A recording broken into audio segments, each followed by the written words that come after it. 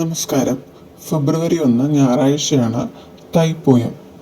സുബ്രഹ്മണ്യ ക്ഷേത്രത്തിൽ പ്രത്യേക പൂജകൾ നടത്തുന്ന ദിവസമാണ്.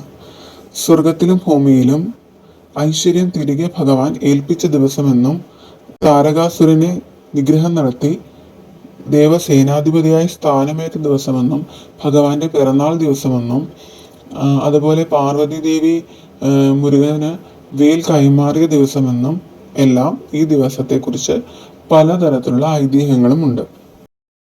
ഈ ദിവസം ക്ഷേത്ര ദർശനം നടത്തുന്നത് വളരെ ഉത്തമമാണ്.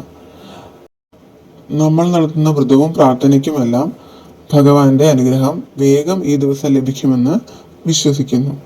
അഭിഷേക പ്രിയനായതുകൊണ്ട് തന്നെ അഭിഷേകം നടത്താവുന്നതാണ്. ധനവർദ്ധനവിനായി കുമാരപുഷ്പാഞ്ജലി നടത്താവുന്നതാണ്.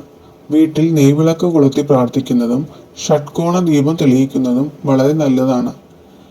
ഇനി വ്രതമെടുക്കാൻ ഇതുവരെ പറ്റാവുന്നവർക്ക് ഒറ്റ ദിവസ വ്രതമായും ഇതെടുക്കാവുന്നതാണ്.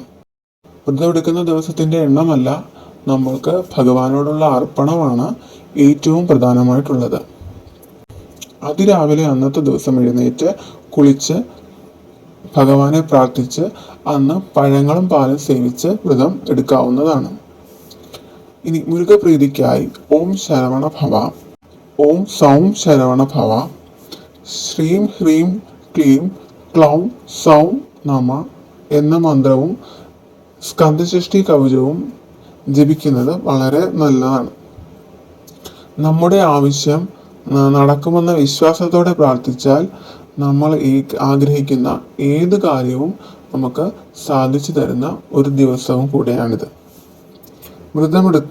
വ്രതമെടുക്കാതെയും നമുക്ക് ഈ നാമങ്ങളൊക്കെ തന്നെ ജപിക്കാവുന്നതാണ്. ഇനി ഒരു നാമവും ജപിക്കാൻ സാധിക്കാത്തവർക്ക് മുരുക മുരുക മുരുക മുരുക എന്ന് മനസ്സിൽ നിറയെ വിളിച്ചാൽ മാത്രം മതിയാകും. എല്ലാവരും മുരുകക്ഷേത്രത്തിൽ ദർശനം നടത്തുകയും വ്രതമായിട്ടെടുക്കാൻ പറ്റാവുന്നവർ ഒരു ദിവസത്തേക്ക് വ്രതമായിട്ടെടുക്കുകയും ഭഗവാന് വഴിപാടുകൾ നടത്തുന്നതും അഭിഷേകത്തിനായിട്ടുള്ള സാധനങ്ങൾ സമർപ്പിക്കുന്നതും തേൻ സമർപ്പിക്കുന്നതും എല്ലാം വളരെ നല്ലതാണ്. എല്ലാവർക്കും മുരുക ഭഗവാന്റെ അനുഗ്രഹം ഉണ്ടാകട്ടെ എന്ന് പ്രാർത്ഥിക്കുന്നു.